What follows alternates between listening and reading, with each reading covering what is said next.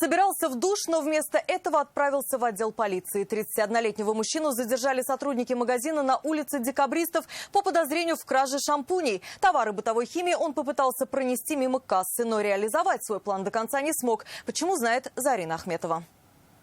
Нет претензий, я кататься поехал. Машину проверяем, вот на комфортабельность. После того, как задержанного посадили в патрульный автомобиль, он стал вести себя по-разному. Сначала шутил и вел себя расслабленно, затем сменил тон и начал грубить. Больные что ли? Вам тут делать больше не а? Куда вежливее вели себя продавцы магазина. Они рассказали, что задержанный уже не в первый раз привлекает к себе внимание.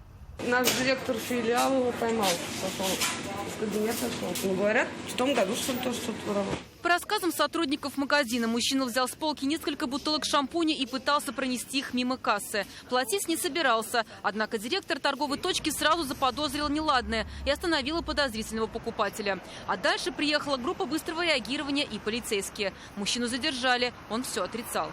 А вы выпивали сегодня? Не успел.